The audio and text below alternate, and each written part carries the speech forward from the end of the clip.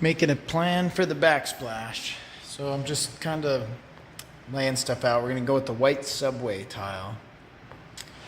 These are the actual field tiles that just go all in the middle. These I bought some edge tiles. So these would go, on the sides right here. Otherwise, if we used a regular one, this would be the edge we're looking at. And then the windowsill is what makes this a little bit more complicated. So there's so many ways to do it, but basically it's going to be one row, another row, a partial, and that would leave an ugly edge. So I found these bullnose tiles. Which is the reason I really wanted to go with this particular tile was they had a lot of good accessories for it. So if I do this, that's going to wrap around and make it a nice rounded edge. Or I could go with the edge tile like this, and that would still be a nice finished edge. So I'm going to do one of the two. I'm going to kind of get a feel for how it's going to look here. This would be more traditional, but this one might be cool, just how round the edge would be. So I'm going to think about it, and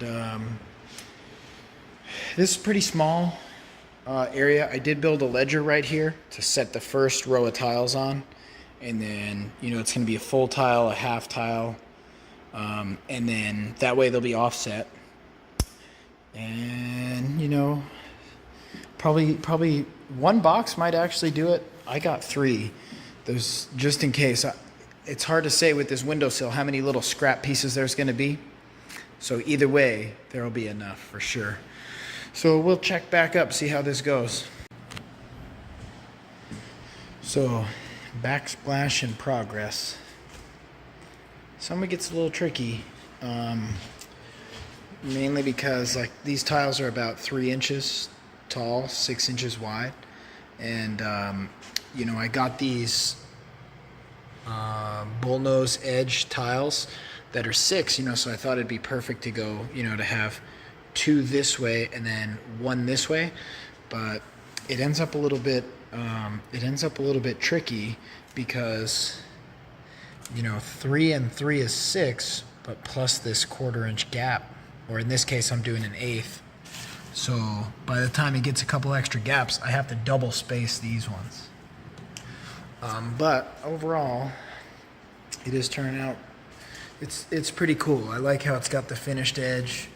That'll get caulked. Obviously, this needs to be grouted, cut around for the box. This was a little time consuming in here.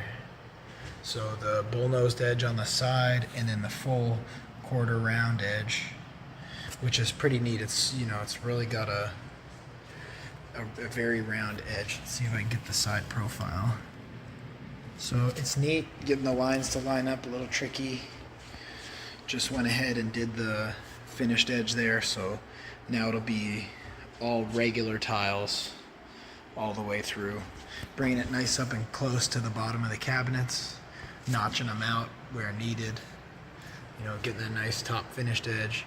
So I'm pretty much out of spacers. I just mixed up a whole thing of thin set that I'm all done with, so I may take a break from this today and work on something else, or we'll see. Gonna get some dinner and then maybe jump back on it, maybe try to finish the whole thing, but maybe the next couple days, we'll see. Time will tell. But that's it for now. So here's kind of what some of those trickier cuts are like. I mean, these lower ones that all just get rolled in, they go fast. Then you get to these ones that are going to run into the outlets, and it's kind of a matter of, there's a lot of different ways to do it, but I kind of like to hold up a brand new tile and give it this space here on the right of 1/8 of an inch, and then kind of make marks where the outsides of the box are, and then Sharpie it and then go and cut it. So that's what all these, I just did all these cuts, kind of pre-did them, so that way I'm gonna mix up some thin set here, And it's sort of like I'm either going to mix up the thin set and then work with it for a few minutes and then make all these cuts, or if I make all these cuts first, you know, it's kind of doesn't make the thin set sit there and start to harden up for no reason. So now that I've got that one cut up and I calculated I'm going to need, I measured these end spaces, so I pre-cut a bunch of those. I should be able to jump in and tile a whole bunch before leaving the bucket of thin set sitting over here and then going out and cutting and cutting and cutting. So I feel like I've got enough cut to make up another partial bucket. It's crazy as it sounds. The cutoff time for work is supposed to be 6 o'clock here. So I'll probably run the saw a few more times, but at least for the next half hour I should be mostly doing thin set and setting rows and rows of tiles. Get around the corner, get the bottom going, and then I'll be slowed up by the couple outlets. Once I get past them, then boom, a whole bunch, and then a thin cut piece for the top. So I'm gonna jump on that right now. It's not realistic for me to video the whole thing. You know, my hands are clean right now because I haven't mixed the thin set up, but you just have to trust me.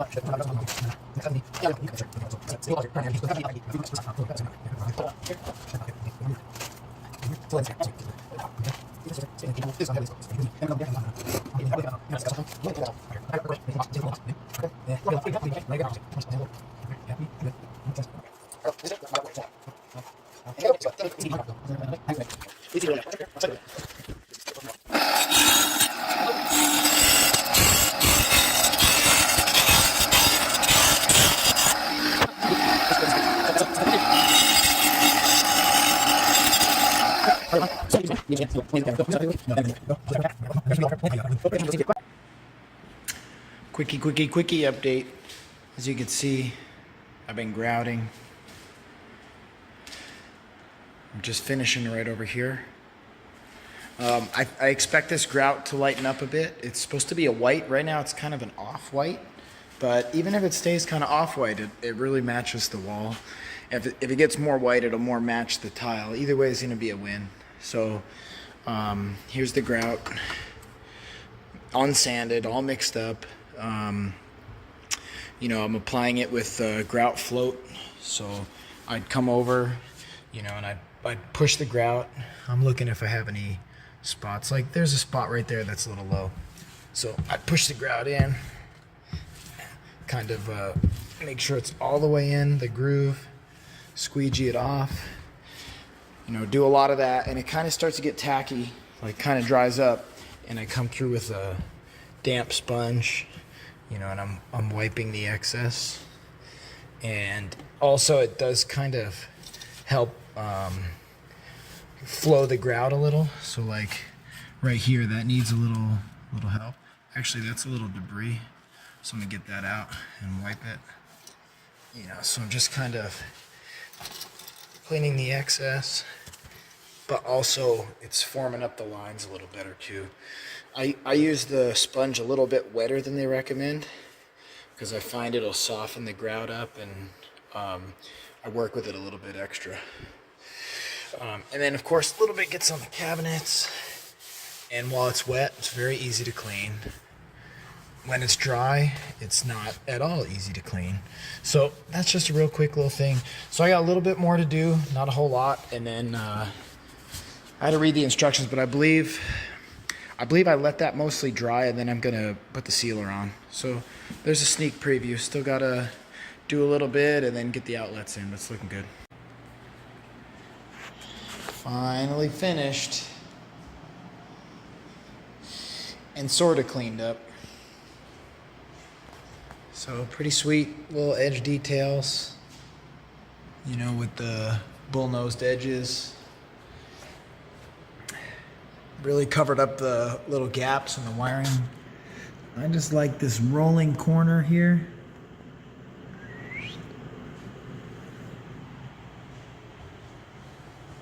All sealed up, had to wait the 24 hours. Again, finished edges everywhere. The grout turned out to be pretty much perfect, right on with the wall paint. So it definitely matches. It's like a Swiss coffee type of a color. So dishwasher's in, permanently mounted, leveled, ran it through a cycle. All the appliances are all set. Everything's looking good. We got reverse osmosis water, regular water, the hot water's working. We got the soap dispenser, we got the instant hot water that also comes through the reverse osmosis. Got the whole system installed under here.